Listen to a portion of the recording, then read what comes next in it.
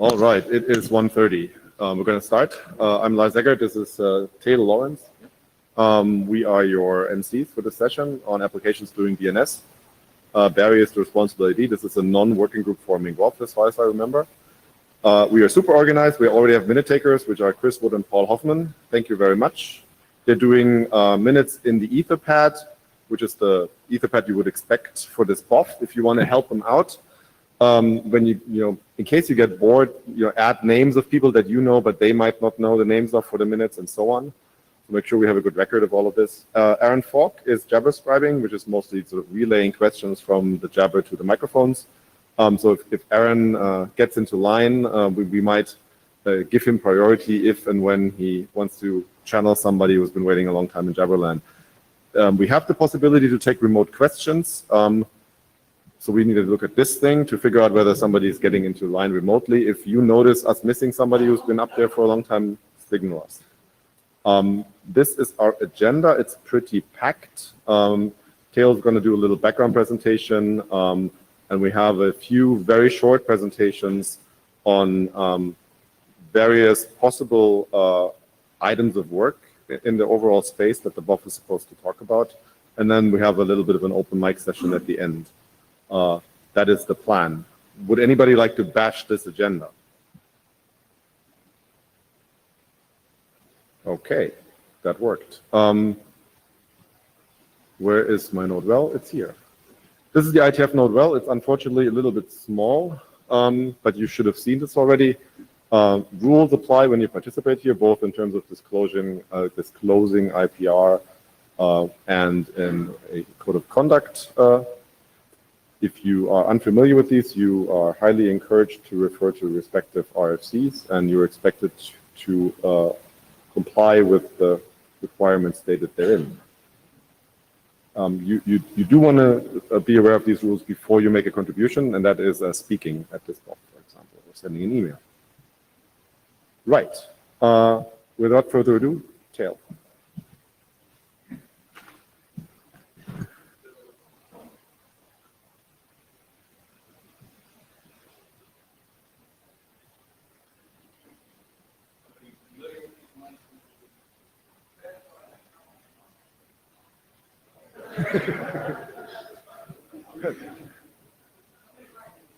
There we go.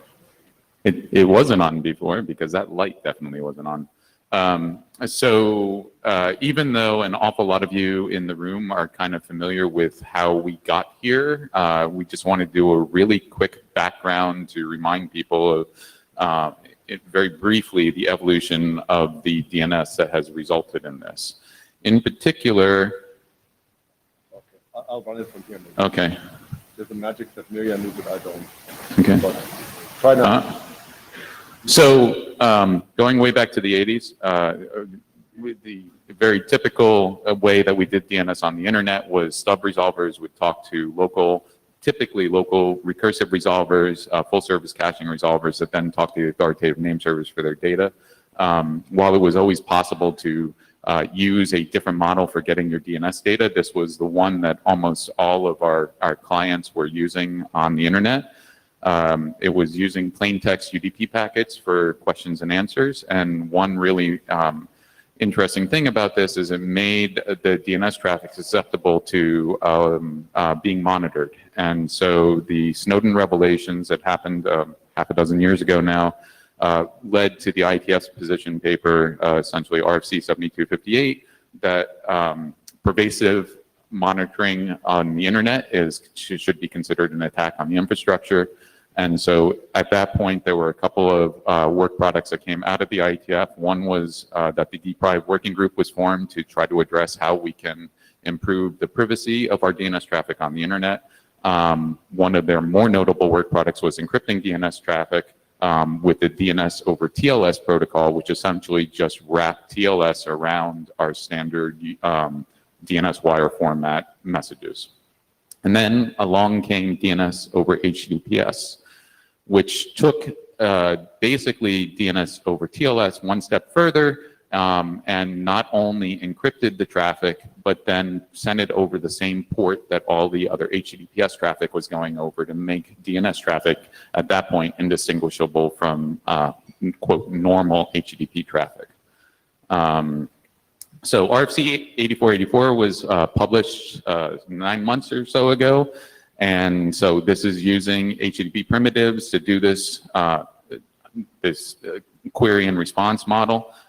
It really disrupted the traditional DNS model on which a number of different services had been built. And now web servers were really kind of pretending to be the role of, or could be pretending the role of a traditional resolving name server. And so there's been a lot of controversy and concerns over the deployment models. One is that with a lot of policy now being implemented in local DNS resolvers, it was really easy and possible to bypass that. And not just the policy, but actually even just a matter of things that you might not consider policy. For example, though, just an internal view of your namespace versus an external view of your namespace. Some of these issues that come up should presumably be in scope for the IETF. Others are kind of really above all of our pay grade and maybe need to be considered elsewhere. One of the issues, a few of the issues that we're finding with DOE now is essentially this kind of long-term tension that our entire society has had for millennia now, since human beings became intelligent, which is where is the balance that you find between things like safety and security and privacy and convenience and ease of use. All of these things are in tension with each other, and DOE has really kind of amplified that in trying to increase privacy and security, for example, but at the detriment perhaps of some other aspects of security. And so there's a big question that goes on about filtering. Can we filter, is the DNS a good place to filter traffic? How, if we're going to achieve the privacy goal of DOE of not being able to let people's traffic get monitored, well, that also enhances the ability of people doing bad things to not get monitored. And the network as a neutral computer just really can't tell the difference between, too easily between what's good and what's evil. And so in this environment where DNS traffic is not being able to be monitored, are we able to somehow still find a good way of addressing this? It also should be noted that a lot of the services that have been built on the end also are in tension with the network's end-to-end principle that we've had, where essentially the middle of the network was supposed to be relatively dumb compared to the edges. There were 3 internet drafts submitted originally, and that we discussed in IETF 104.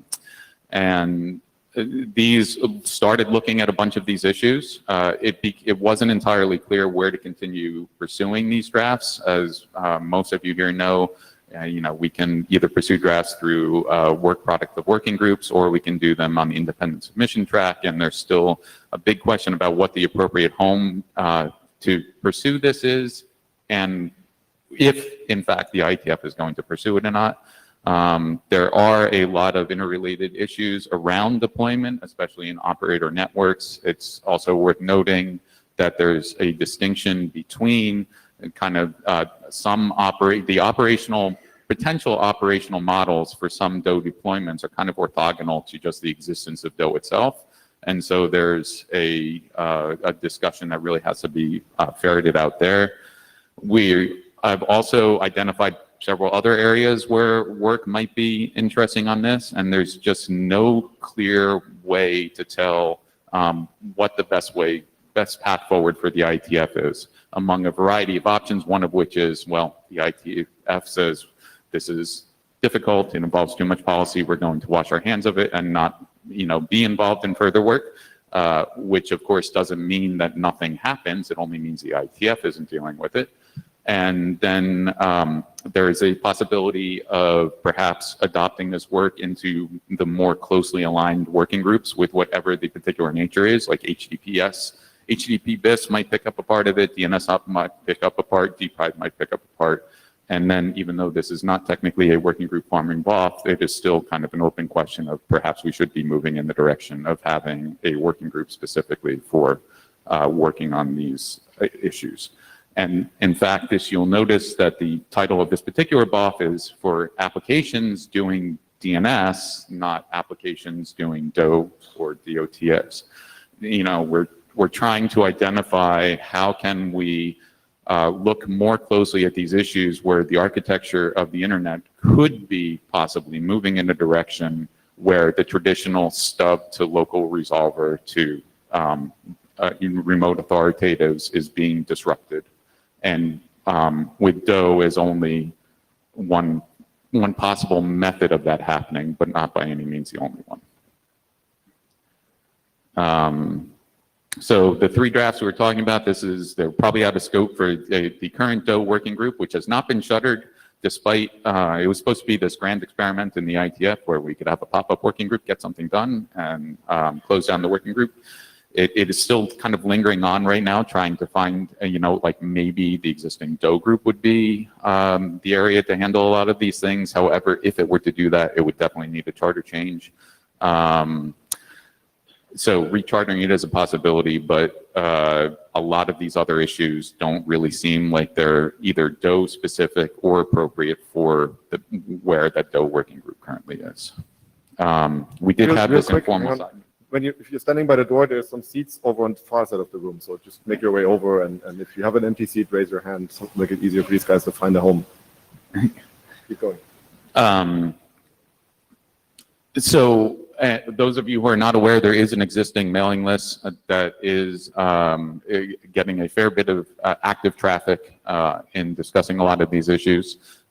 Sometimes heads off a little bit into the weeds, but you know, this is the IETF, that's what we do.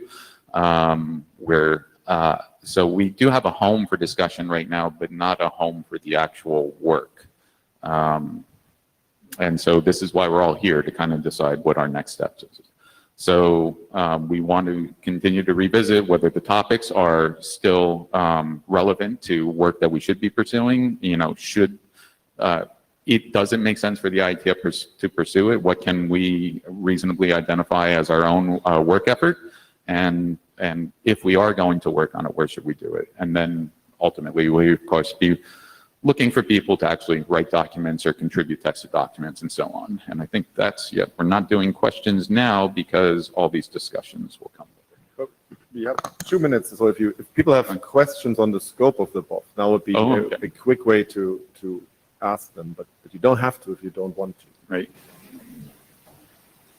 Okay. No, I think.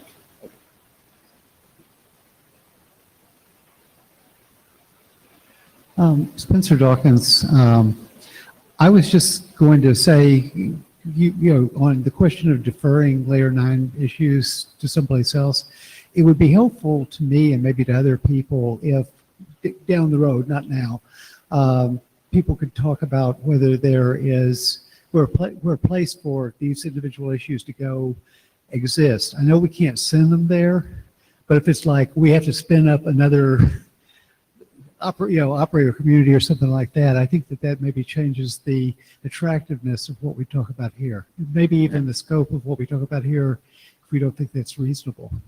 Right, and along those lines, I would also mention that while the IETF is typically eschewed working on layer 9, and you know, basically had the statement of we don't do policy, it is worth noticing that the technology decisions we make are absolutely greasing policy in one direction or another. So regardless of not wanting to do policy, we're still doing policy. Yeah.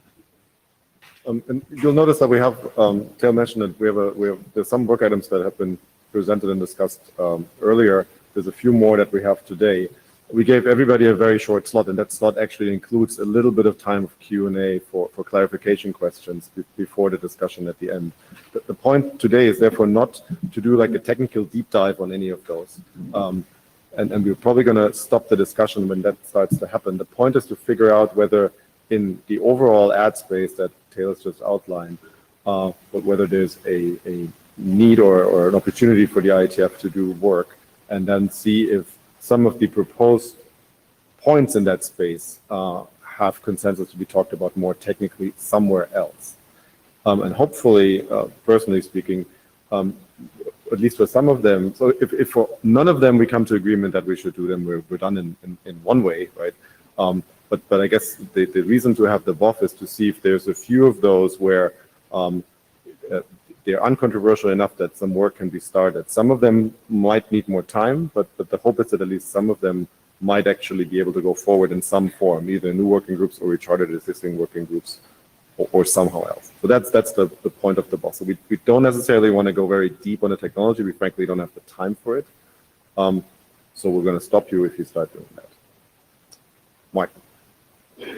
Right. Cue it up. Let's go. Do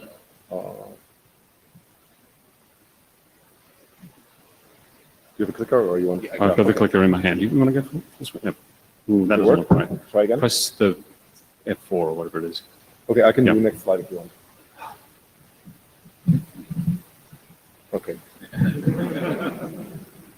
Right. Here we go. This, I think, is the relevant piece for us.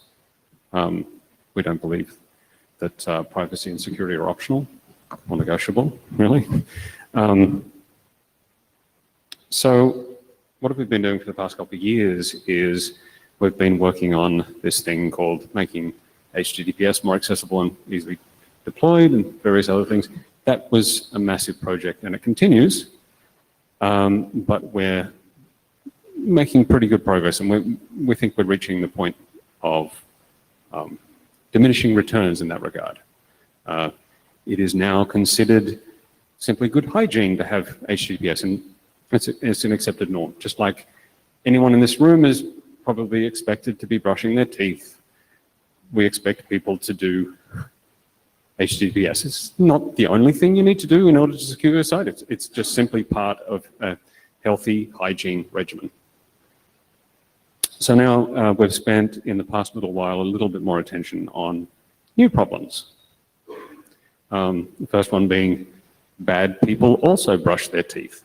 So tracking, breaches, all those sorts of things, we're paying a lot of attention to those sorts of things. And we're hardening the platform, dealing with nasty things like Spectre and friends, and taking the encryption thing onto new frontiers. And that means looking at what's left unencrypted and diving in a little bit more detail into things like traffic analysis.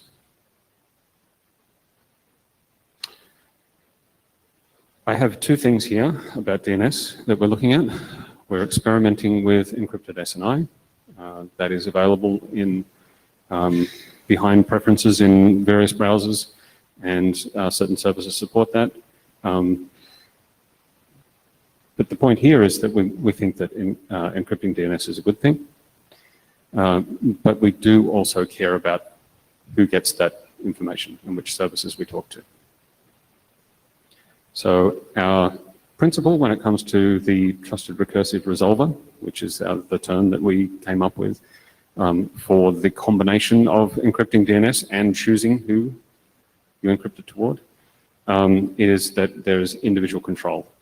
And importantly here, there are strong privacy properties out of the default settings that people get. Okay. Also, with the why comes the why not. This is a quote from Jeff Houston, which I think is quite relevant in this context. And it represents one of the major challenges that we've faced in deploying this.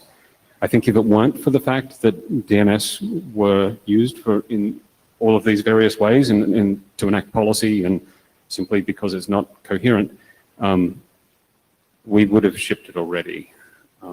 And there would be a large number of people using something like DOE in Firefox. Unfortunately, and we may debate whether or not this is an essential property of DNS or whether it is an unfortunate byproduct of the way that DNS has evolved. I don't want to get into details about that. I'm happy to have a drink with someone on that subject. But that's not the way DNS is. And of course, there are the long list of reasons that have been presented in the various drafts. Tal went through a couple of those ones for not doing that. I don't like the ones on the right. The ones on the left all sort of boil down to the one effective reason, and that is that DNS is an effective control point, or at least was.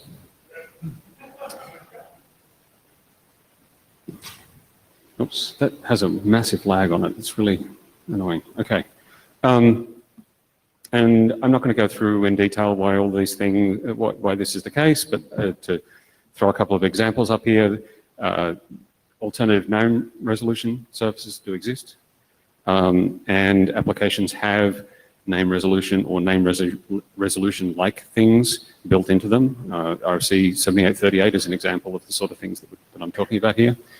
And if you are to use DNS as a control surface, you also need to consider all of the ways in which the functions that DNS provide might be being provided in other ways. And ultimately, without engaging with endpoints and understanding the protocols that are involved, you won't be able to have effective control. Happen to be a chair of a working group that's dealing with this one, so I thought I'd throw up a slide on this one. We have a working group that is effectively dealing with exactly the same class of problem. With captive portals, we're finding that the techniques that they're using for throwing the portal page up in front of someone is not as effective when there's as much HTTPS as there is in the network today. And it turns out that the techniques there almost universally don't use DNS as the basis of that. There are a couple that do. They happen to be less effective than those that concentrate on strictly intercepting HTTP and clear text. But we've also seen that we have less than 20% of page loads in Firefox now in the clear. So the opportunity for someone to do that interception is rapidly diminishing. Yeah. Content filtering. This is one of the hard problems for us. Using DNS names to decide whether content is allowed or not only works in the very broadest sense. It can do things like overblock and underblock even. For instance, if you have a particular page on a site and you want to use DNS to block that, you take out the entire domain. And when I say the entire domain, I mean not just that origin, but every co-hosted origin. You can have quite a lot of collateral damage. And doing a search on things like parental controls, all of them that I found from the first searches that I did were all endpoint software as a result. So that was my conclusion. A few more thoughts on the subject. We have to regard DNS as plumbing. One of the things that we're struggling with here is that we get requests to throw this problem on our users, and that, from our perspective, is unacceptable. These are people that have other things to do, and they only care about these things when it stops working. And we would be doing them a disservice if we were forcing them to make decisions on these points.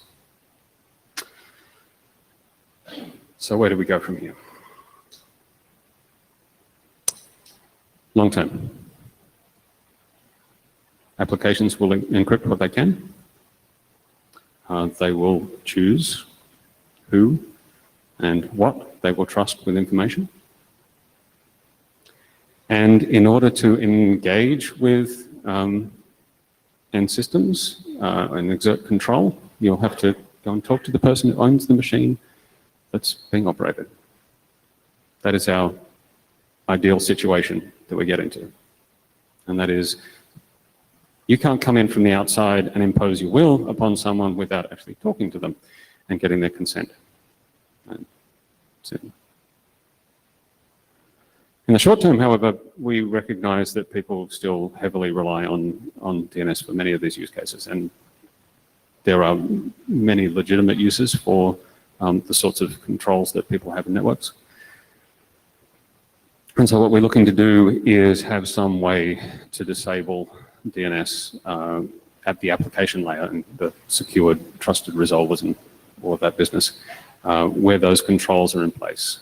And it's quite difficult for us to actually automatically detect these things, but we'd like to find some ways in which we can do that.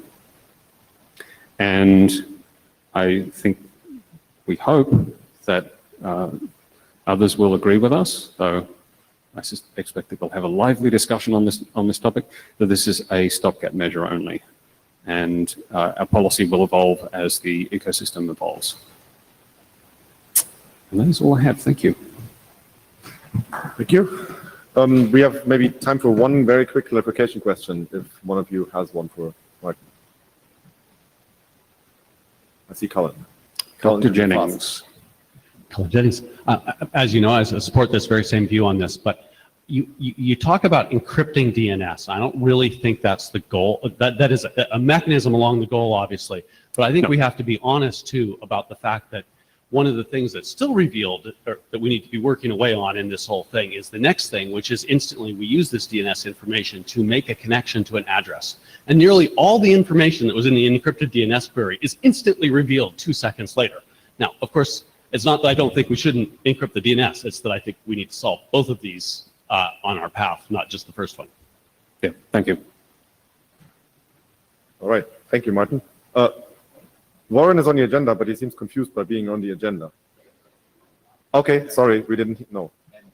Whoever is Warren's, okay, great, thank you. It's always the ADs who mess it up.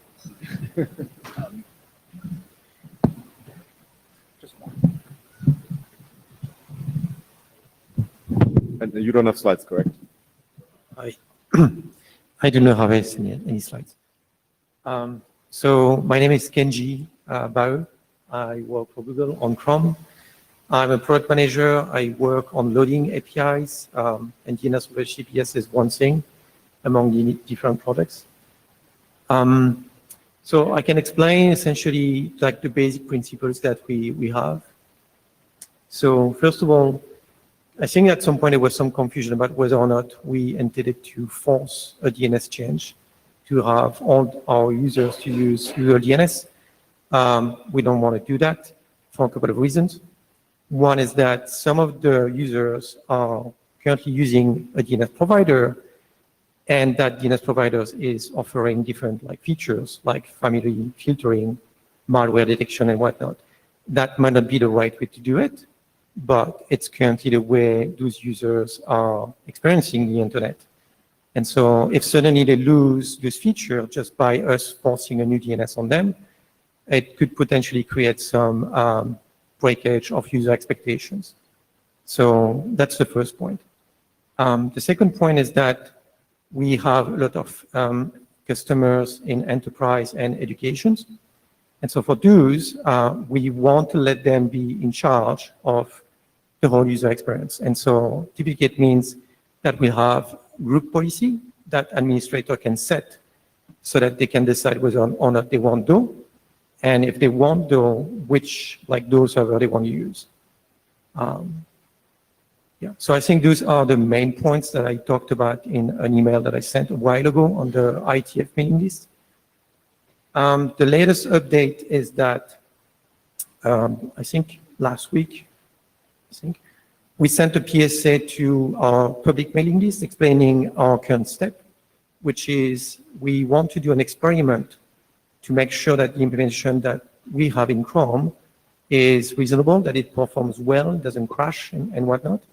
So this is just an experiment. It's not meant to be something that we are going to ship as is. And what we do is essentially we have a very short table of DNS provider that we know support DO. And so we reached out to a couple of providers, and at the moment we have 5 of them that are interested in participating and complied with a set of criteria that we felt were good to start with in terms of doing an experiment. I can share more details about that if people are interested. And so, yeah, so we're not changing the DNS, we're just looking what DNS the user is currently using, and if it's one among the list, we are going to upgrade to the DO version of that provider. And so the intent is to measure performance metrics like health metric stability and whatnot to make sure that what we have is good.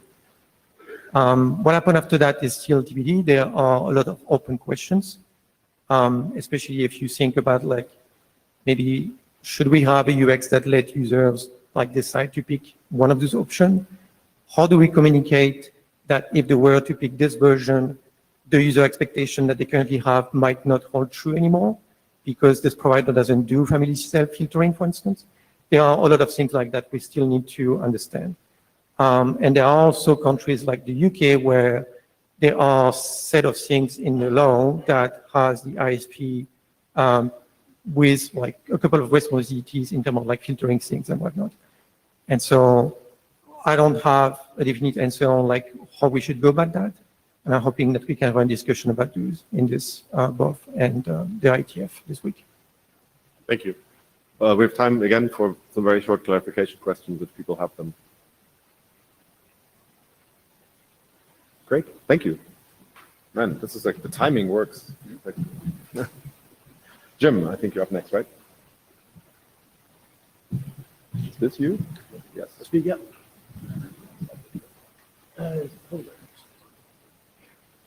Okay, thanks very much. I'm going to keep this very, very short, and I'm looking at another aspect of this whole problem space around the use of the loan technologies that is likely to emerge as we go forward in the use of that.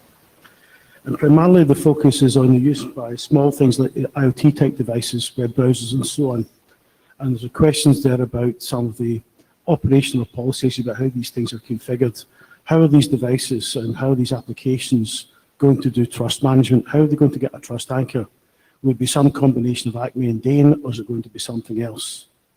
How are we going to roll over these keys? How are they going to roll over the certificates that they're using for that? And also, are they going to have some kind of device configuration policy? Will we try DO first, then fall back to DOT, then fall back to vanilla DNS?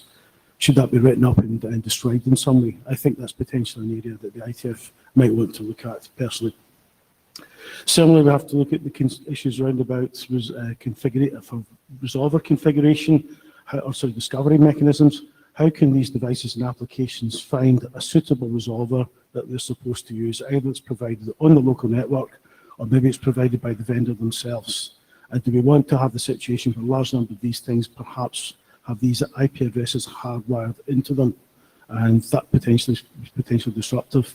Now, from my point of view, this all sounds like statements of the bleeding obvious, but the fact is it's not really written down anywhere, and I think that's potentially something that really needs to be documented somehow, somewhere. And I think myself, maybe the IETF might be the place to do it. Second thing, there's wider issues around the whole issues of documentation issues. There's quite a number of big gaps there that I think need to be filled. We just have to figure out ways to try and mitigate the security and privacy risks of the use of these technologies. And we all want these things to be used well, but we also have to understand the potential downsides and parental hazards if they're not used in the appropriate way.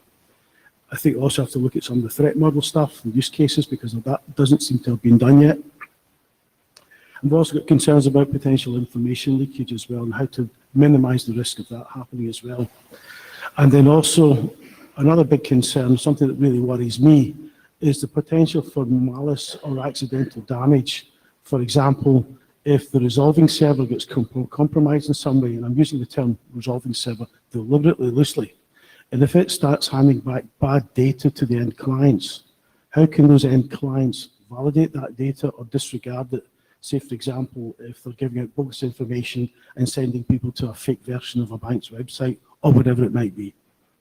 So I think that's another area to be looked at. And a real worry I have is that if these things are compromised, particularly in an IoT type setting, the potential for downsides can be quite nasty.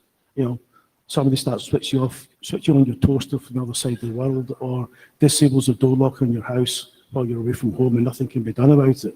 So I think that's another area that could be at least documented and looked at, and maybe this is something I think that the IETF could perhaps take on board. And with that, I'll take questions, if any. Thanks. Yeah, we have quite a few minutes left if people have clarification questions, or we can save the minutes and use them at the end. Clarification questions for Jim? So, No. Everybody had very heavy lunches. We haven't gotten to the free David discussion yet. is next.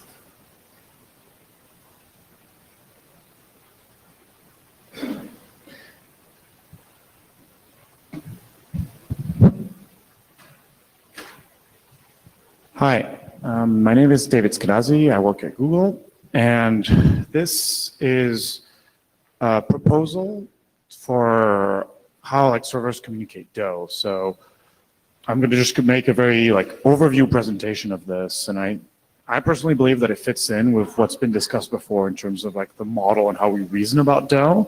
And this is just maybe one more tool we could have in our DO toolbox. So this is also work with Nick Sullivan and Jesse Kipp at Cloudflare. So one problem with some of the DO deployments today is that some browsers will just send all of their DNS to one DO server, so to one cloud provider.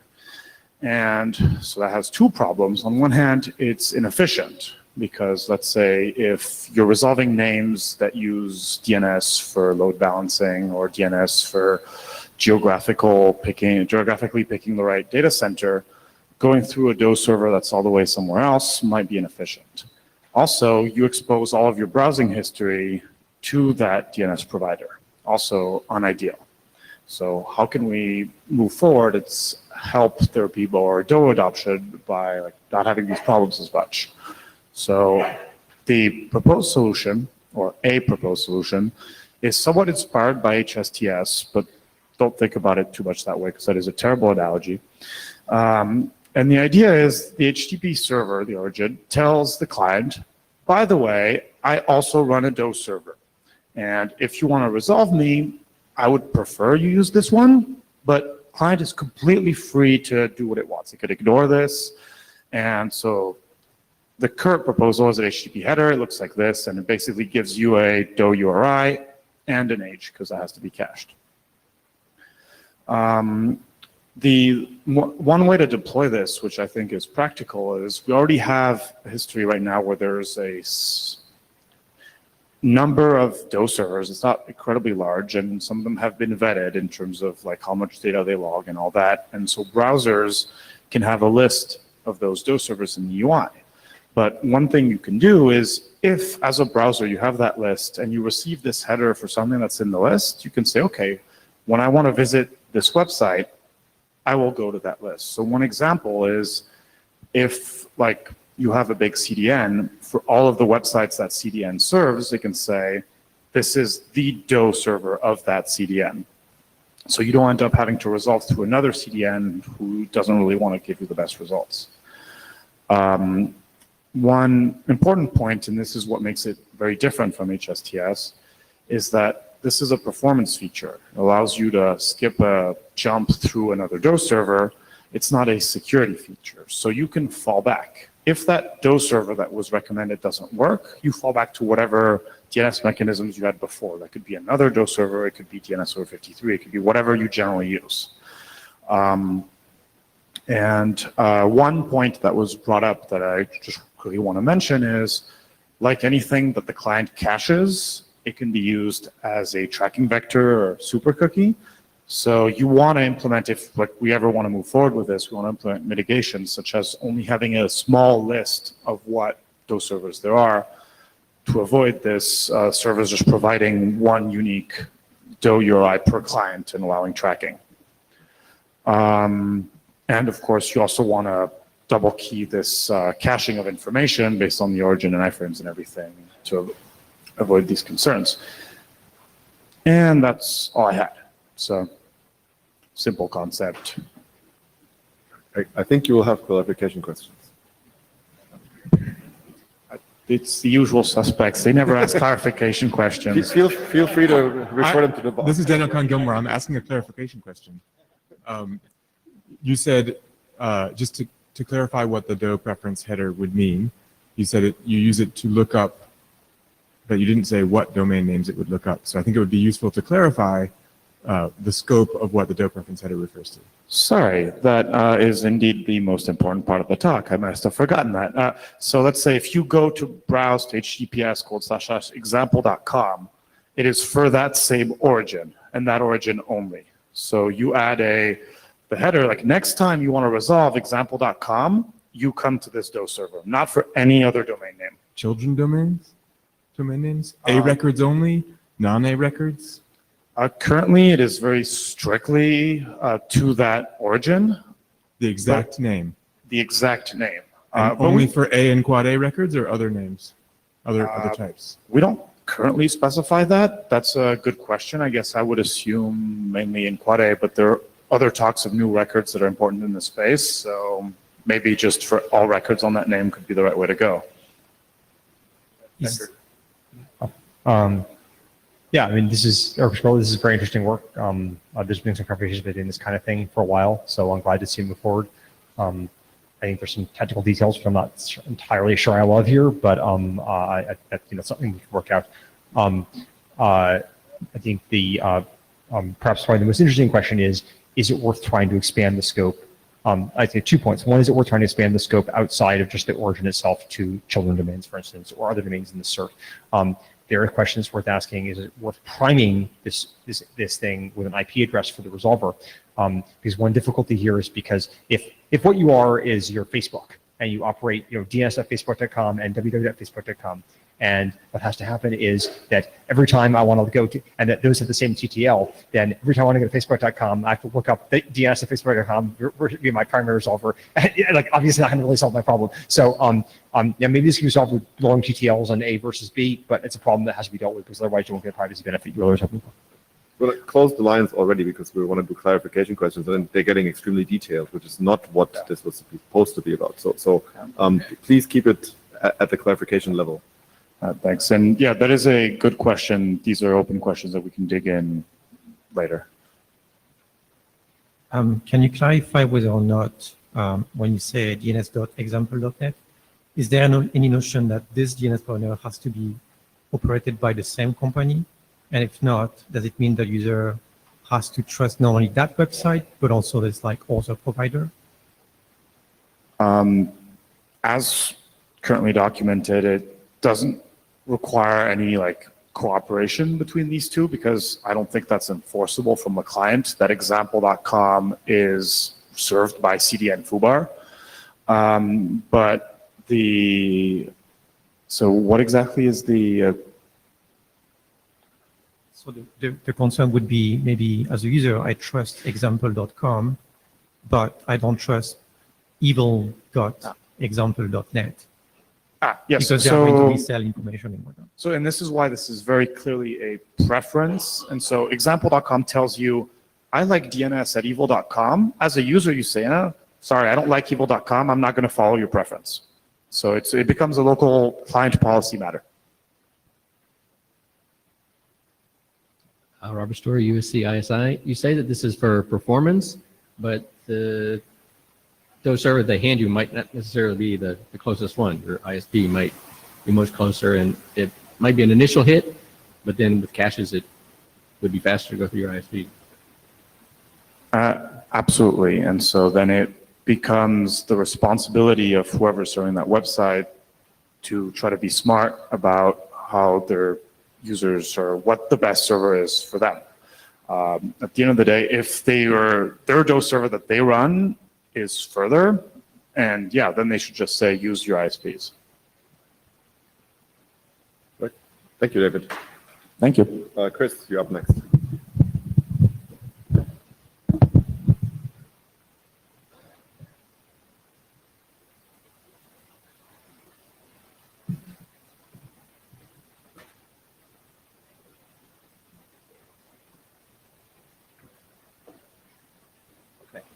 Hi, so I'm Chris Box. Andy Fiddler is connected remotely. Like Andy, I work for BT, although I specialize in the design of the EE mobile network. So this is to ask whether there is a consensus that there are issues that we need to resolve. So one of those is the DOE protocol creates technical challenges for operators and other providers. And as an example, so we are looking at deploying, creating a proof of concept of the DOE resolver in our network so that we can then assess if it's viable, how we're going to roll it out to the network. But in order to prove that viability, we need to address these challenges, which I'll come on to. Could you go a bit closer to the microphone? Yeah. So the IETF, we think, should consider developing a best current practice which documents these concerns and provides the appropriate guidance. So if I come on to what those are, so the first is how operators and enterprise networks can offer DOE and DOT servers. Most of these issues are common to both DOE and DOT. So this, in part, resolves around discovery of local resolvers, which resolvers are available, what policies do they have, privacy policies, other features, and selection of that. Now, there are 2 existing drafts that I'm aware of that talk into this space. We need to build a complete picture there. Also, how these operator and enterprise DOE servers can be used across home, mobile, and enterprise networks. So obviously when there's mobility between those networks, there's going to be a process of discovery and selection, and you're not always going to want to choose the local resolver. We could also do with assessing what's the impact of this technology on network and server performance, on load testing, on capacity and resilience planning. So one example of that is the lack of ECS client subnet will drive changes in where the traffic is present on the network. Also, the impact on existing infrastructure, so load balancers, captive portals, has been mentioned. NAT 6.4, how's that going to work? Proxies, CDNs. The impact to the customer premises equipment. So out of the box, when the customer first opens it and puts it in the system, how are they going to connect and be taken through that process? Should we have a DOE resolver on the CPE like we do at the moment? Well, we have a DNS resolver at the moment. What's its role in this new environment? How do we manage the certificates if it is going to be offering its own DOE service there? Providing DOE and DOT servers in split DNS environments. This has been mentioned a number of times. I know there's a draft which is attempting to address this issue, so I hope that covers it off completely. The interactions between applications and operating system DNS settings. So do we conclude that it is better for the operating system to implement to be the DNS client? The advantage there is that it is one point that holds the settings, the preferences, and the selection. Or is it better for the applications to do that? And if we say the applications need to do that, that opens up the issues of managing all that diversity. If it's in the operating system, we then need to go on to what are the right preferences in the operating system? What do we need to expose to the user so that they can say what they want from their DNS provider? How DOE clients will handle policy negotiation with servers. So we've mentioned the privacy policies. There's a draft that says, yes, we can learn about this resolver offers these policies and features, but also could this be negotiation? Could the client device say, I'm willing to accept ECS prefix length of this, or if any, I'm not willing to accept any ECS. I'd rather it was not sent. Could that be a negotiation?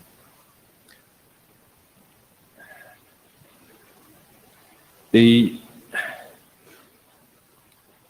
the DNS is presented simply in the operating system, that's one case. If we think there is a role for applications to manage their DNS settings, then let's say, okay, we have 10 different applications on this device. They've all got different selections.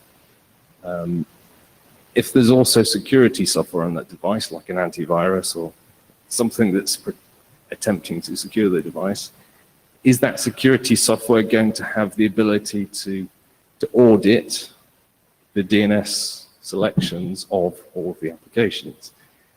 So that it can ensure that malware has not subverted one of them and decided to send the Facebook app off to a different destination. Obviously an easier task if it's only the operating system, but settings that need to be checked.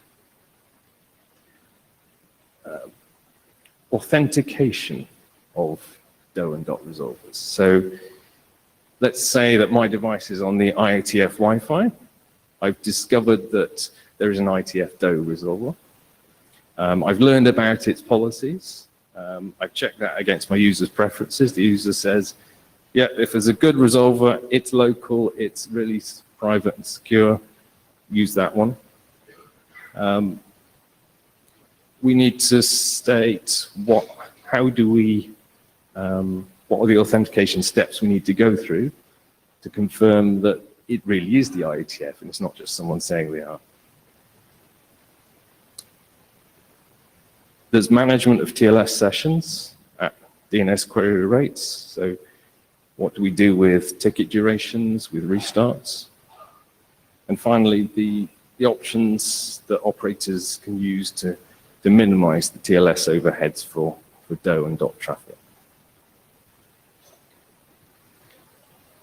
So that was an example list of areas that we think there is a need for some work. Some of them are already being worked on. So this is just an open question to say, who's willing to work to identify the items that do require work with somewhere, to check that overlap, and if we identify there is something, who are the volunteers to work on it? Thank you. And we have some clarification questions lined up, Barbara. Barbara Stark, AT&T. Thank you for bringing this. I'm glad to see that one of the presentations today actually looked at network operator issues. I'm quite honestly, given that the list of drafts that sort of precipitated having this BOF were all about operational concerns, I was actually kind of surprised that only 1 out of 6 presentations actually tried to say we need to talk about operational concerns.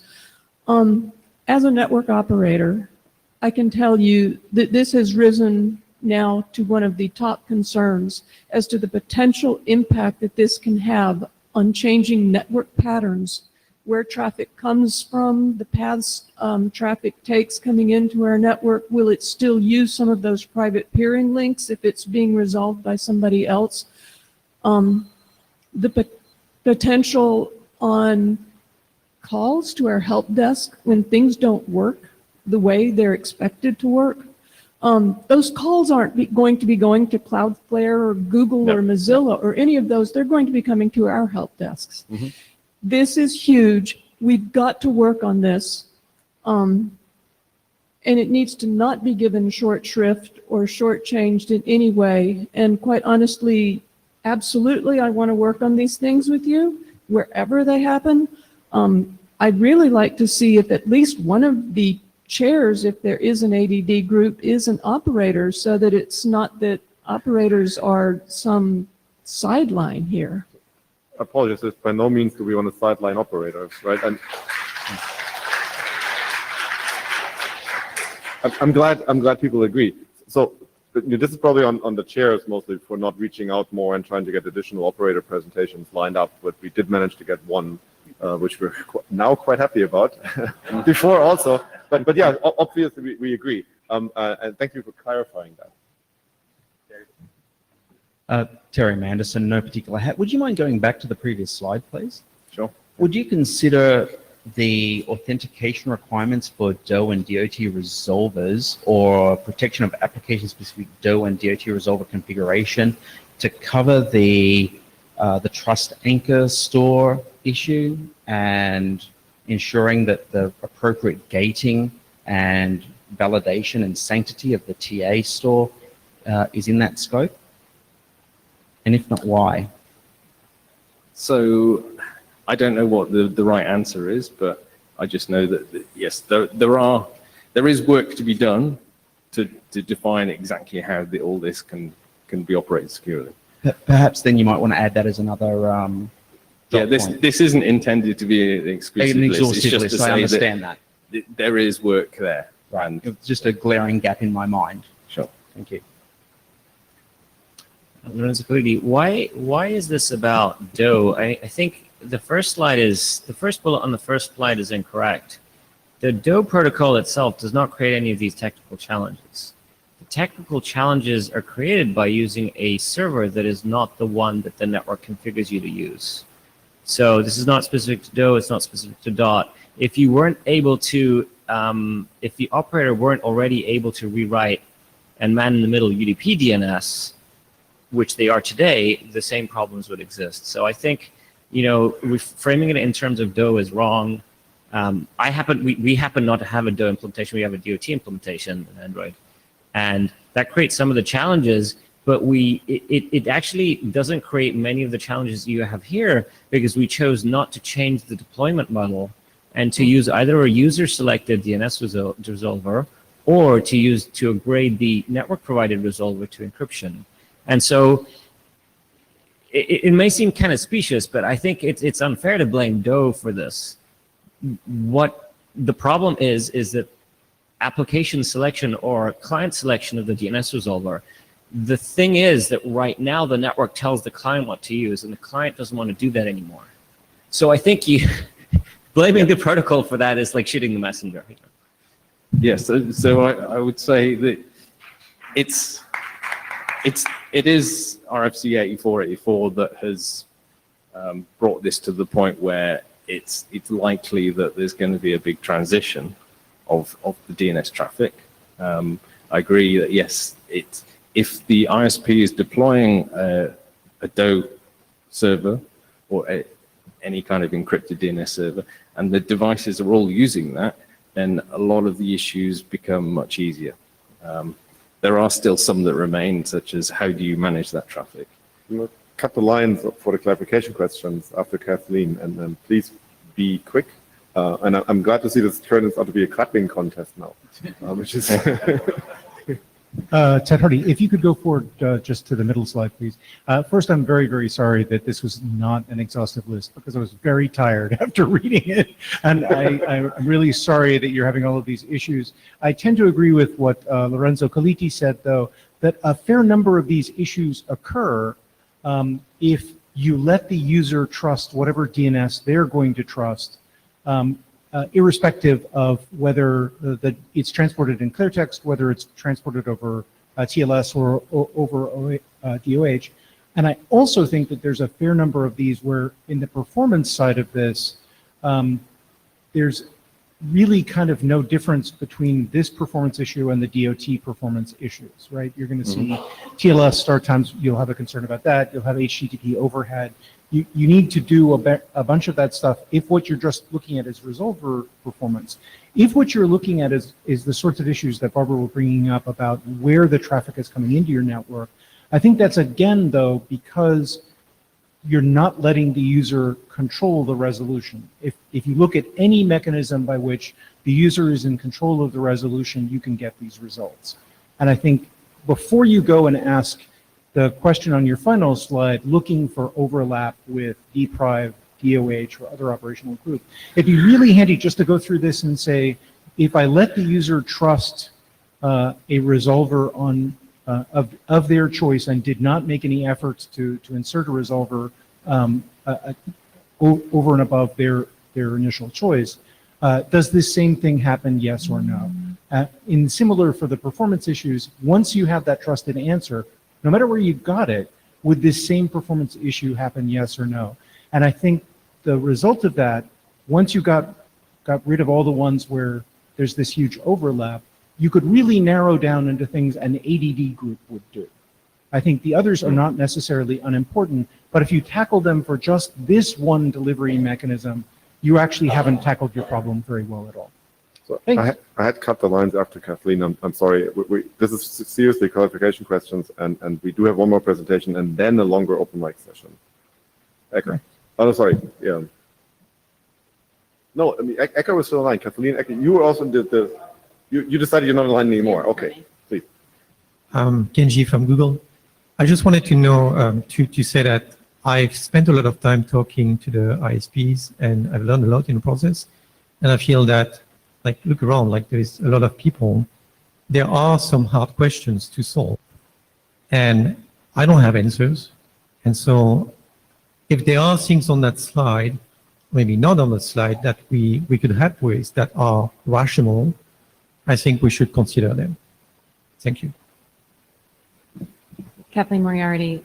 So on the DO clients handling policy, it's not just that, it's whether they have an opportunity to select what they're using for DNS. So if the application browser on the client side doesn't have a choice and they're not behind a network firewall to help interfere with that choice, they may be unaware of where their DNS is going. And I mean, there's nothing to stop a DO server from doing some of the inspection capabilities from, other DNS services, right? So. Thanks. Okay, thank you. Jim, you're up again.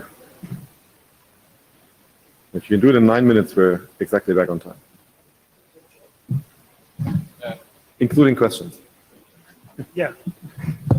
I'll keep this very short, and Dale just said keep it at Jim Reed height level. Thanks very much.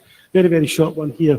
This was the basis of a draft that John Dickinson and myself kicked around before the Prague meeting, but it never got to the stage that was ready to be chucked over the wall to the IETF. But I think it identifies some other potential areas of potential work.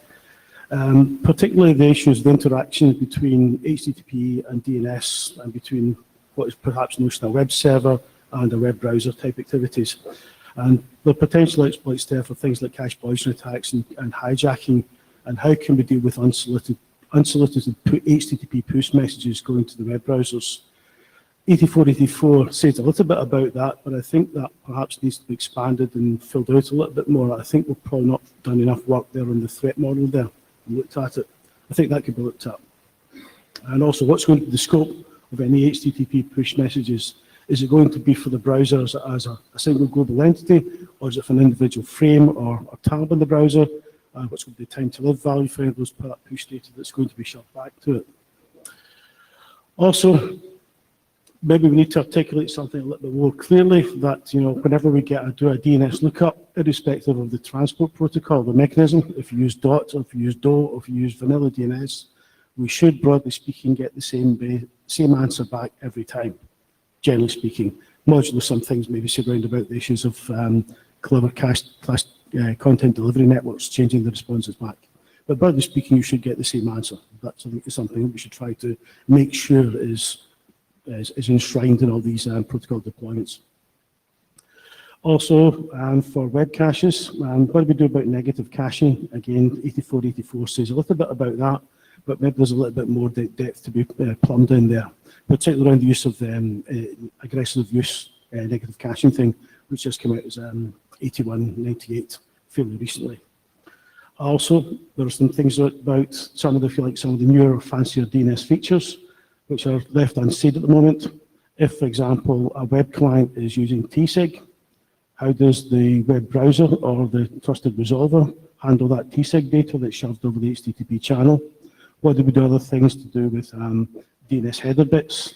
What does it mean when a web browser sends a query with the recursion desired but not set? How does a web resolver deal with that? Does it give back does it give an answer? Does it answer from cache? Does it try to resolve that query? I think things like that need to be perhaps worked on. Also, we need to look at potentially, I think, other non-query related DNS activities. For example, notify messages or perhaps even dynamic updates. Should or should not a trusted resolver or a DO resolver deal with those kinds of requests? Also, should we honor or make sure that we honor the IANA route if we're on the public internet? I think this is a general thing that applies not just to DOE resolvers, but to vanilla DNS resolvers as well. There's a potential here that the IANA route potentially could be hijacked or bypassed during node. And I think it'd be good to write something down about that. And also got all this other interesting DNS group people have mentioned about ECS. There's also EDNS options. Should we support DNSSEC? And by that, what I'm meaning is that a trusted resolver should return the DNSSEC related resource records, not necessarily validate themselves, but pass them back to the end client so the end client can choose to validate them for themselves if it wants to or not. So I think things like that probably need to be explained because those requirements at the moment are not quite clear. And I think we're kind of leaving it as making an assumption that anybody that's operating a DOE resolver will actually do these things. And if it's a website, it might not choose to do those activities. So I think it'd be helpful if we try and clear some requirements around that there. And with that, I think I'm done. Yes. So I'll take any questions or clarifications and then open up the floor for popcorn and beer. Ben Schwartz. Yeah. So first of all, as DOE chair, I do think that this work is largely in scope for DOE as currently chartered. So if you want to bring this kind of work to the DOE working group is open. Okay. I do want to ask a couple of questions. Do you think that these requirements do not currently exist? Ooh, that's a very good question. I would need to look at a whole bunch of RFCs to know for definite, but there's certain things that are probably not written down in terms of what a resolver requirements are being general for a regular DNS resolver. So I'm not sure if anything written down that specifies that, but I do think that's another area that perhaps needs to be developed and scoped out a little bit further. Okay, thank you. And also, are you particularly concerned about implementations that essentially are buggy or fail to comply with existing standards, or are you primarily concerned with implementations that are compliant with existing standards? If they're compliant, fine. I don't have any great problem with that. It's not so much, I think, buggy or failure to implement these things, but it's not so much buggy or faulty implementations. In fact, there might be a minimum set of requirements we should expect these resolvers to implement and support, and it's not really clear what that thing should be. And just finally, what do you see the connection? What connection do you see between these features and DOE? Well, it depends how the DOE is going to be implemented in the back end in the server side. Is it going to be a web server? Is it going to be a regular DNS server that's got a DOE personality attached to it? If it's the former, then we have to look at these other kind of issues. If it's the latter, some of that stuff will almost certainly be implemented in bind with a front-end module or unbound with a front-end module or whatever it is. So broadly speaking, that latter case, there probably isn't a problem. But if it's going to be done by something else, then maybe it is going to be a problem. I think. Wes, are you in line or? Yeah. I'm queuing for the next line. Oh, oh, you are organized. Right. Anybody have any more questions for Jim for this particular slide? No. Okay. So we are on time and 2 minutes early, which is excellent. Thank you all for being willing to be cut so much in time. So the scope here certainly feels larger than what would fit into one working group in the IETF traditionally. That's very clear. And some of the work is maybe a bit more controversial than others. But the point I think of the above, and Barry, correct me if I'm wrong, is to figure out whether there's some of the shopping list of things that have been presented by and not presented, there must be more, is uncontroversial enough that it might find a home either in an existing working group or in a rechartered existing working group or in a new working group. And if you can maybe focus on making constructive process along those lines, we might avoid a repeat of the last meeting. Please. Thanks. Wes Hardiker, ISI. So one of the things I noticed about these presentations were that they were technical and down in the weeds a lot, in a good way, but I wanted to bring up some sort of higher level view in terms of architecturally, how we think about things. And first off, so you're going to have to bear with me for a minute or two, but protocols are not evil, right? they're inherently themselves not evil, and it's a question whether what we do with them in the IETF. Companies forcing a protocol to use, forcing a user to use them can be kind of evil at times, but most of the time, they do it for the right reasons. So one thing I noted is that we have many technologies today that send packets in different directions than maybe the ISP expected. VPNs in particular do that. User logs into an ISP, they jump through a VPN, and they're no longer sending traffic the same way. Well, then, but all the traffic is going the same way, so you're really part of a different network until you get to the point of using something like a split VPN. Well, when you're using a split VPN, some of your traffic goes some way and some traffic goes the other way. And most split VPNs actually send all of your DNS traffic down the VPN. So to some extent, DOE and similar technologies where you're routing stuff a different direction for DNS is kind of like using a split VPN to a large extent. But there's a significant difference in that, and I'm going to harp back on this a few times. The user typically has awareness that they're using a split VPN or a VPN at all. They know that the traffic is going a different direction, and they may talk to a different help desk, as the operators earlier were wanting to point out. So what does change, right? Wes, please, we got 20 minutes and there's 20 people in line. That means everybody gets 1 minute. Yeah, the line's grown. Okay. So what does change? The difference is that we're doing DNS per application or DNS per protocol differences, and that's actually quite different than existing stuff. So I'm going to run through my list of 6 questions without commentary. Does the IETF need this to be standardized? Is there a point to standardization? Does this promote alternate namespaces? ICANN currently has this on their worry deck. Do we care that we're promoting a per protocol or per application solution? We get caught in the tussle a lot of encrypted data center, I'm going to skip that one, never mind. So it boils down to what's the benefit of standardizing this? And if we were going to re-architecture things today, would we actually pick DOE, or are we using DOE as an end run around existing network problems and operational problems that maybe we'd solve a different way if we'd had a choice? Stephen? We're going to alternate between. All right, Stephen Pearl, I have 57 different things to say. So in terms of what to do, I think there's clearly some parts of this are work to be done in the IETF, I think. I can't see a sane way to split that up into multiple working groups that makes any sense to me anyway. Maybe it exists. Personally, I think it was a mistake to charter D5 and DOE separately. So my kind of suggestion for something to think about would be to put all of this into one working group to look at DNS privacy and and applications doing the DNS and the protocol and operations things that surround that. So that would be my suggestion. Could you say 1 or 2 things very quickly that you think would be non-controversial that you would see us taking forward? So I think the split DNS, if there's any protocol mechanism needed there, I think any performance kind of measurement type work seems to be reasonable. The discovery of DOT versus 53 versus DOE. Thank you. David Lamparter. I actually have a clarification question for David. You mentioned that the information that you should use a particular DOH server for a particular domain should be keyed to whatever identifies me so it doesn't turn into a super cookie. That does imply that this caching is extremely limited in its use, right?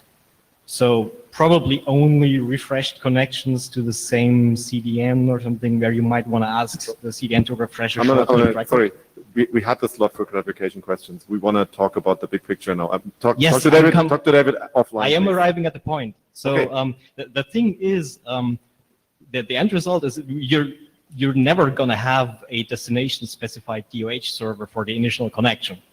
So you're just not going to remember it for long enough. So that pushes me down the direction of the DOH server or DOT server or whatever. It's going to be specified by the network still like we are doing currently in the end. That is where the path leads me down to. Philhan Baker. It strikes me that this discussion has been technology-led, and the technology is DNS. And for me, the problem is establishing a connection with a website or other site in the face of an adversary who's trying to interfere with that connection. If you know, Kazakhstan's currently man-in-the-middling the entire country on TLS. And so when we look at these things, I think that we've got to look at the gestalt, because if you're trying to make that connection and you've got a run around for doing the DNS, you should be thinking about how you do the TLS certificate at the same time. Because if you don't, then you're going to end up with two technologies to do a workaround and 2 points of vulnerability. And at the moment in the IETF, you've got DO and Deprive and multiple DNS focus groups.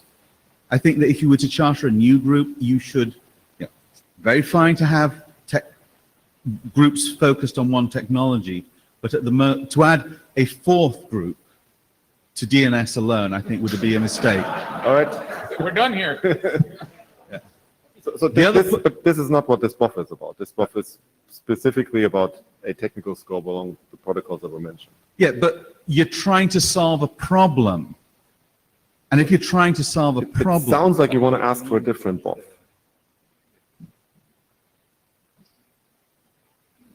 Roland. Yeah, Roland Freswick. If you're going to progress this, the one thing that I missed in the discussions, so it popped up this vetted list of trusted resolvers, right? How is that list composed? That at least should somehow be the subject of a draft. Because if that turns into a cabal of like the CAP forum, that takes away a lot of control from users. Right now, if I want to change my DNS as a user, there are a handful of operating systems and I can work out how to change that. If every application does that and comes with its own list and there is no control whatsoever over how that list is composed, what does that mean for me as a user? Because basically all of the, I lose control rather than gain privacy, and I think that is something that isn't getting discussed enough and should at least be in scope for this kind of work. Okay. Hi, Eric Squirla. So, I mean, this is like, I like that bulleted list. It was very long. I think there's some interesting things to work on hiding in that list and some things we should not attempt to work on. The interesting things to work on, I think, are the work on performance measurement and performance analysis and performance, et cetera, of these DO and DOT technologies. There's a quite interesting NRW talk yesterday about this. So I think that's something which has some interesting results that if you haven't seen, that we the kind of thing we want to dig into. I think discovery of the sort of behavior of the local network is an interesting topic. As I think Andy Grover had a draft on this and Martin alluded to, in the current environment, DNS is a common user control point, and having the application be able to detect that, at least for now, and deal with it is something which there's a fair amount of interest, at least in the short term. I think the things that I think are not going to be helpful to work on are the validity or goodness or badness of the applications opting to choose their own DNS resolvers and tunneling to them, of the users being able to choose their own DNS resolvers without the network's help, or conversely, the network interfering with the user's DNS resolution. Those are things which will not have good outcomes, as I think you'll see by the large amount of heat generated both here and the last time. So it seems like there's plenty of good work to do, but biting off bad work, which will just cause a lot of pain and not have consensus, is not something good thing to do. Roberto. Roberto Peon.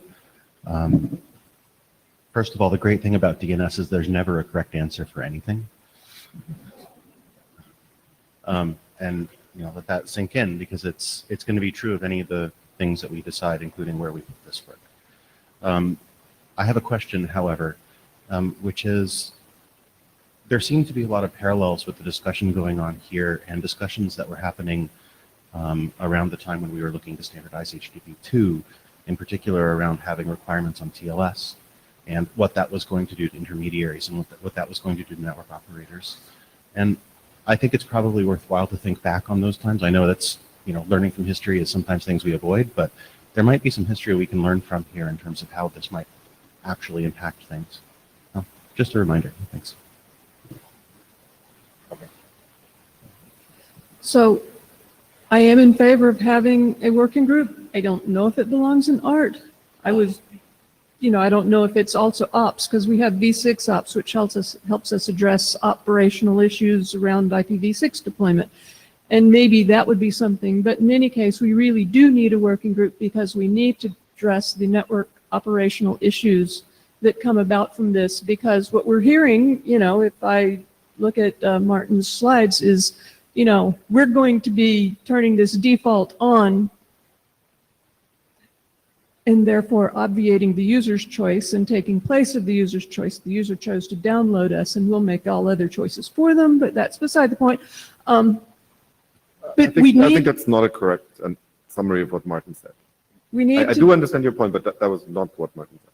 We need to discuss the operational issues. We need to have a working group where we can do this, and we need to really get started on the discussion of the charter as soon as possible. Yaryak Erickson. So I have 2 points. The first point is that I would like to see a working group that addresses the operational issues, and obviously we have some work to do to narrow down what that exact list of issues is, but we would like to have a working group.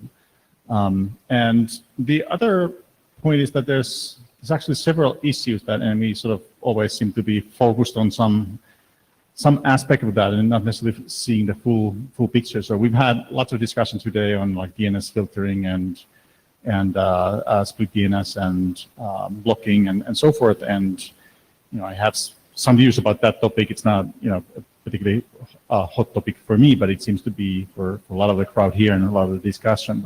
But there are other things.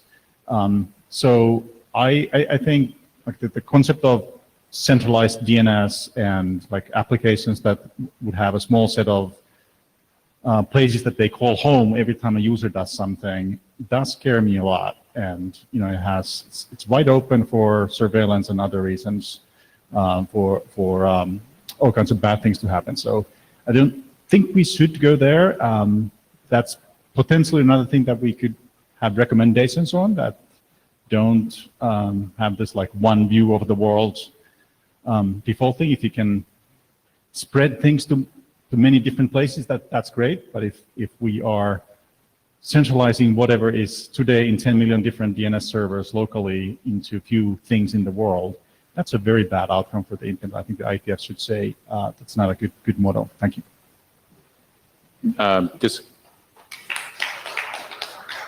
Just a quick note, there are like 10 people queued and less than 10 minutes left, so lines are closed. Leslie Daigle. First, I would like to say thank you to Jim Reed for the second presentation. Not that I'm not thanking him for the first, because I do think his points there were ones that actually do need to be articulated consciously, that it may be inherently assumed as given in some minds, and I think it's not in others. What I'm hearing in a lot of this discussion is actually a call for applications are calling for different functionality in the internet naming system. I think that it is therefore wrong to talk about it in terms specifically of the DNS and what this does to our conceptions of DNS and what we can do to the DNS going forward. I think this is actually an architectural problem, and I think it should be addressed as an architectural problem. As it stands, I think there's a first order of business would be to define what is it that we actually mean by an application today, because as described, Mozilla becomes an app as a service, because it's no longer the case that you have your application running on your machine and you have your network configured, but in fact, your network may be functioning fine and your application will stop working because of some configuration deep in its bowels where it relies on the internet for doing DOE, and you have no idea what the heck is going on. I realize that that is hardly unique to that particular aspect. It's hardly unique to Mozilla. It's hardly unique to this particular case of DOE. Our phones do it all the time, which is why I think it's worth stopping and having the architectural question of, first of all, what is an application? What is a service? What is a naming system that we think is actually useful and usable in today's internet? Ben Kaduk. So I like both of Leslie's points, branching sort of from the first and Jim's second talk in terms of concrete work items that might come out. Sort of writing down what has up to now been presumably shared assumptions that have not previously been written down. It seems useful. Use the IANA route. Your local ISP has knowledge about how to make your local ISP work well, that sort of thing. Eric Klein. I was just 2 points. One, I was going to agree with Lorenzo earlier. An operating system can do this on behalf of all applications without the application's knowledge. So if you want to keep the same acronym, I would offer that it's avoiding designated DNS. And secondly, I also agree with Leslie. I was wondering whether or not the kind of thing that comes out of this isn't going to be an IAB Marnu report style document, given that so much of what needs to be said may be non-technical or just sort of reporting. Very hard to take a stance on some of this. Ben Schwartz. So I've heard a lot of concerns about DNS-related operational issues. We have a working group for DNS-related operational issues in DNSOP. So I think that we should take those issues and send them to DNSOP. I do think if you spent some time in DNSOP recently, you might notice that it does not, in fact, seem to spend a lot of time on DNS-related operational issues. It is acting as the DNS working group and standardizing actual protocol-related technical matters in the DNS, and that's important work. But I think that it may be time to do a little bit of a refactor on our various DNS-related groups. I could certainly imagine ultimately having a DNS group that handles both most of what's in DNSOP and dprive and DO, which are all essentially technical DNS-related questions, and a DNSOP working group, which is in fact focused on ensuring that DNS operators are sharing best practices and able to implement those specifications. Daniel Kahn-Gilmore, ACLU. I do think that there's work that needs to be done here.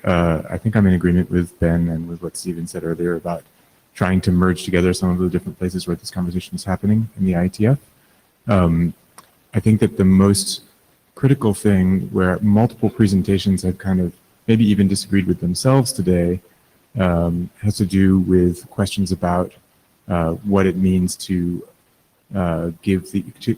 continue to give the user some level of control here. The network wants to enforce their will on the user. The application wants to enforce their will on the user. The operating system wants to enforce their will on the user. We know that we can't give the user the choice because no user wants to make this choice.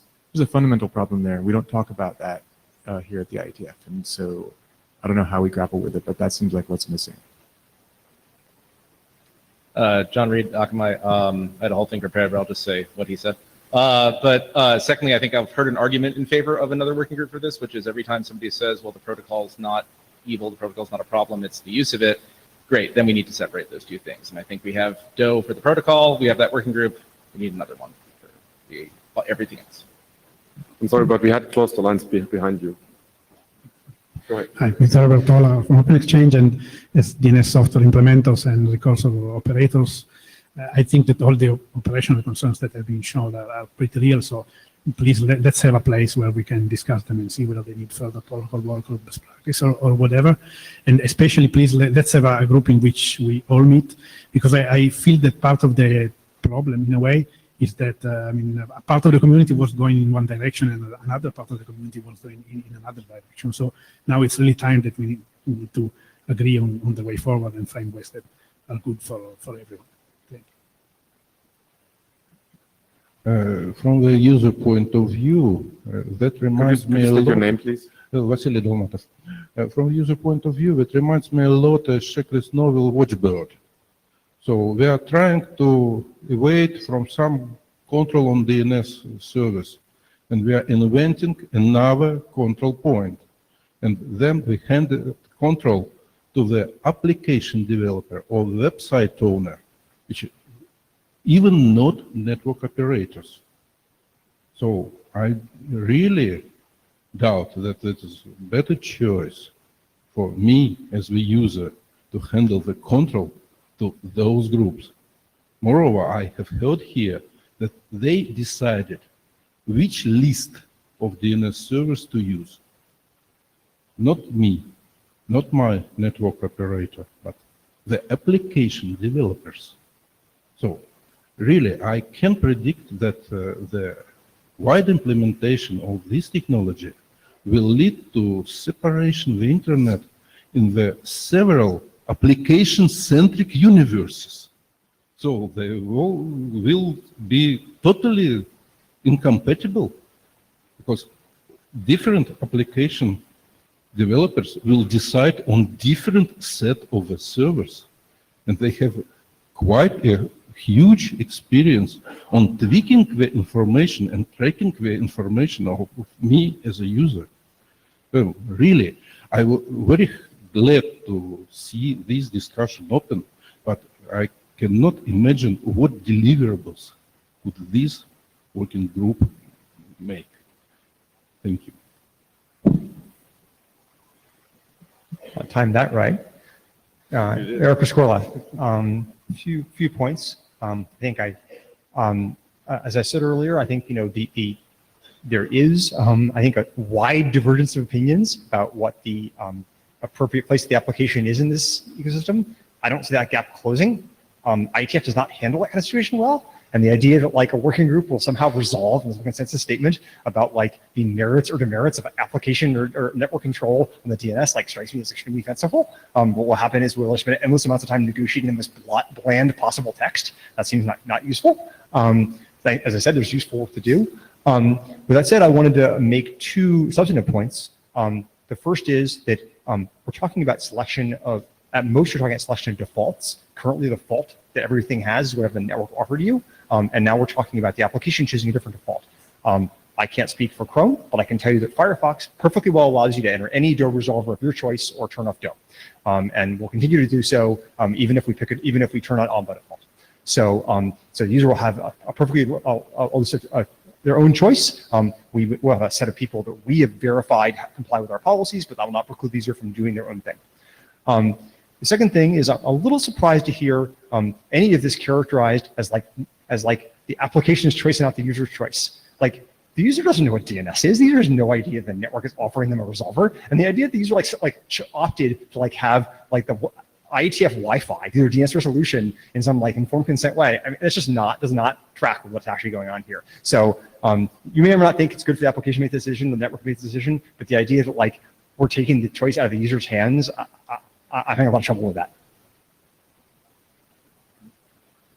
So it seems clear that we need some more time. But so I think actually some progress was made, right? I think Lorenzo had a pretty interesting observation that some of these issues are not actually DOA related, but might actually be related to choosing non-traditional resolution points, and maybe thinking through some of the points that were made today and during the talks along those lines might further tease them apart, and maybe we can sort of divide and conquer parts of the area a little bit better by trying to understand what actually causes the problems that people are seeing in operations, but also their shipping applications.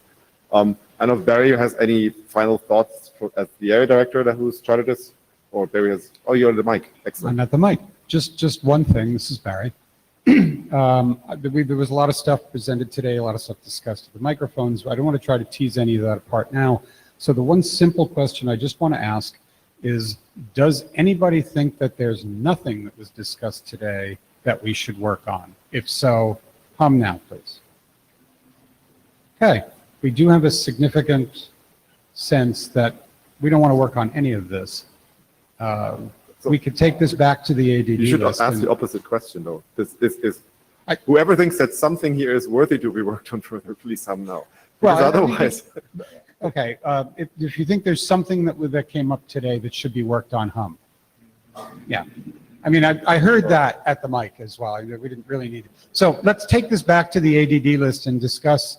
I would like the people who hummed saying there's nothing here that should be worked on to think about what you want to post to the list about why you don't think we should work on this, because I think that'll be an interesting start to further discussion.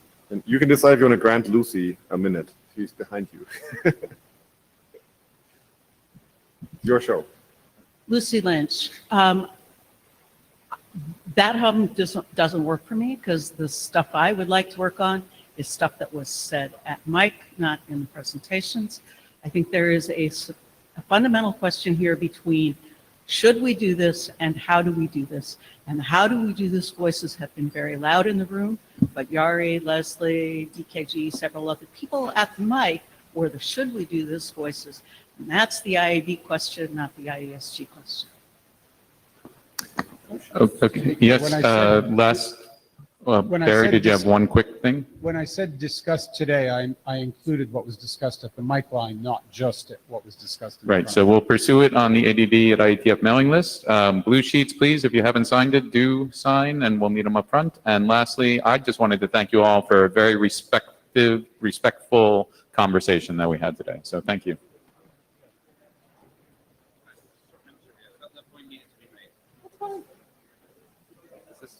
go off?